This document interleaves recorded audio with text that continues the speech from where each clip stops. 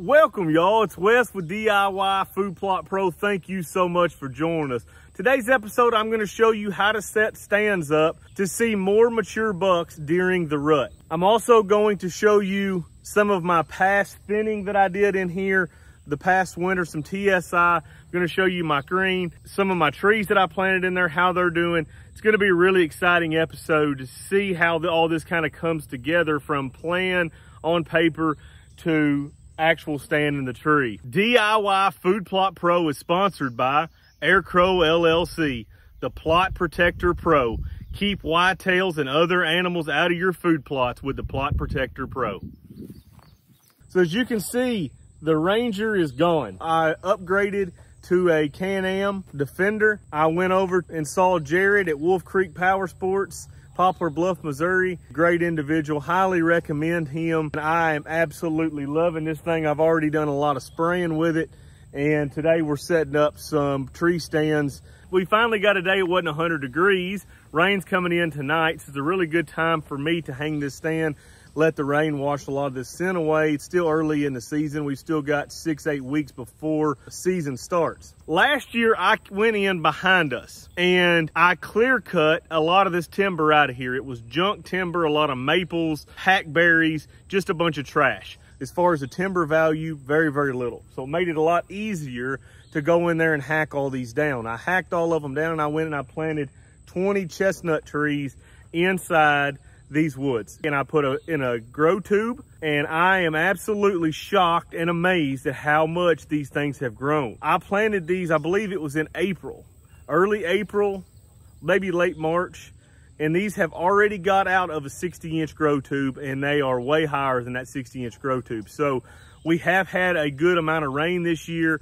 I've not had to water these yet. Hopefully I don't have to. Hopefully the rain keeps coming. But they are looking really good. The thicket's looking really good. And I'm gonna show you how I set this up to be able to harvest mature bucks off this during the rut. I have got a screen all the way around this soybean field. This soybean field is not really a food plot. This is agriculture, okay? So this is gonna be gone fairly early in the year. It's not a food source that whitetails are going to really key in on.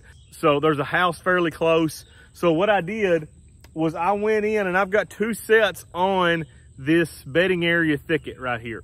I've got one over here, got one here. So I wrapped this entire field all the way with this screen. All this is Egyptian wheat, and I planted probably 2,500 feet, 8 feet wide, and I took 2 bags of urea and was just spreading it with a glove on. And I was just spreading it out there and amongst it. You can see it's got a really good dark color to it. Looks really, really, really, really good. Right here where the Can-Am is, I got a little bit wide with my soybean sprayer. You can see it's kind of stunted a little bit. Most of it is around 7 feet tall right now. So it's already good enough to do what I need to do with it. Why did I plant this screen here? Because what deer like to do is bed right on the edge of these agricultural fields. Every single time you walk around the edge of a big ag field, and you will find beds all along the edges of that during the wintertime. Deer love that because they feel comfortable and they can see a long ways. So what we're doing is we're blocking that view from them to where I can access these two stands, one directly behind me and one over there, and the deer not see me come in or come out. Huge, huge, huge in hunting whitetails is being able to get in and get out undetected. And these screens really, really help that. And like I said, all this is Egyptian wheat. I had phenomenal luck with it last year, protecting the alfalfa plot. I used it again. I've used the Egyptian wheat. It is cheap and it does really, really, really good stuff. As long as you throw the nitrogen to it, don't overseed too much, it is pretty foolproof and does really, really well. So my setup for today is the stagger steps from Muddy.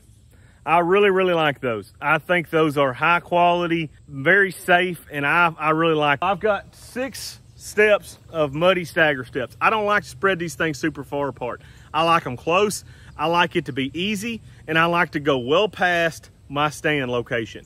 3 is what they come in, but for me, 3 is not enough to get up as high as what I want to get up and be safe doing that. I always buy more than what I think I'll need. Even if it takes me 5 to get up there, then I've just got an extra one for next time. I'm using the Millennium M50s. I really like these stands, super comfortable.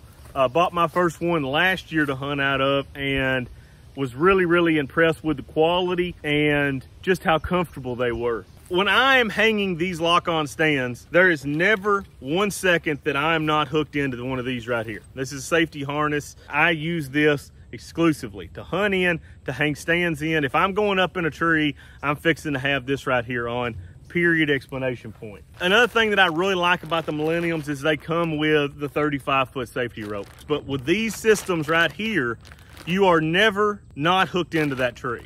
And that's very important to me. I have tons of sets. I'm always by myself. I'm gonna take safety extremely serious. Every single tree stand I have has one of these on it right here. Okay, here's the first thing I wanted to show you. This is one of the cherries that we knocked down late winter. Look at the sprout coming off of it. Look how many times it's been ate off.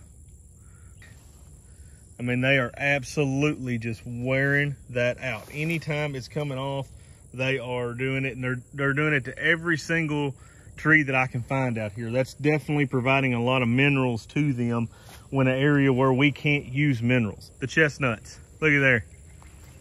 Look at that sucker. That's a 60-inch tube. That is way taller than what I am.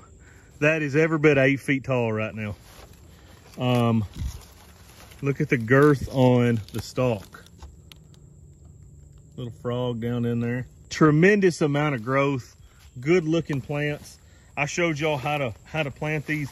This stuff is getting thick and there is lots of woody vegetation coming, a lot of annuals coming, and this is exactly what I wanted to form, was a thicket. You can see another chestnut right there that's hanging at least 2 foot above the top.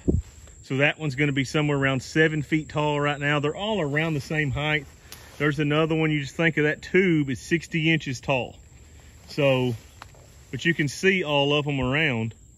They are just absolutely killing it. So my tree stand location, there's a split hackberry right there, and it will be right behind that in that red oak. It's a great big tree. It's right on the edge.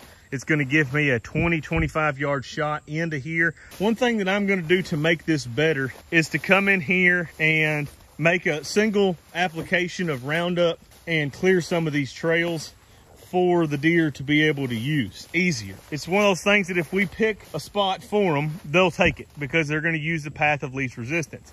Okay, there's the tree stand location and the big tree in the back, that back there. So you've got the hackberry, the double hackberry kind of providing some cover to you because that oak is fairly short on the amount of cover that's there.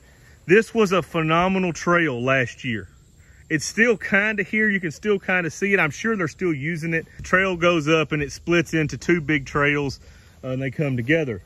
It was bringing these deer right by this tree stand location. You can tell too that I've kind of funneled these deer with these chestnut trees. Basically, you can see the trail. They're still using the trail. But you see how I've got everything hinge cut, blocking main pass. I don't want them coming up from here. Okay, I want them coming up right here. That's gonna be within 15 yards of my tree stand location. This is all about manipulating the environment that you have to best suit you. The best way to do that is to come in here like we did last winter, do a clear cut, get a lot of these trees on the ground, a lot of sunlight.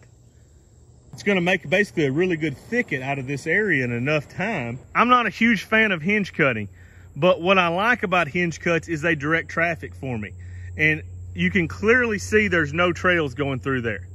And you can clearly see that there's a trail going right through there. That's exactly what I wanted to do. You can see all these trees that I've cut to block that path. And here's the path that I want them coming in and out. So why are bucks going to use this spot during the rut? When I said this was a rut stand, some of you may be saying, okay, why is this gonna be a rut stand? Typically, what I find in my neck of the woods, the thicker the cover, the later in the year they'll use it. So in the summertime, most of the time, our bucks around here are found not in thickets. They're found in bigger open timber right on the edge of food. But as fall comes, that transitions a lot more towards thicket. This may very well not be a spot that I hunt this year. It may take 2-3 years before this cover that this is going to be high quality doe bedding areas, and these bucks start using this to scent check for does like I want them to. May take a little time, but I want to have this stand set up just in case I do. So basically what happens is we've got a west wind right now. It's hitting me right in the face, just like this, okay? So that's a predominant wind here in Western Kentucky. So what happens is, as we get close to the rut, sorry, I got a crop duster that's flying right over top of me.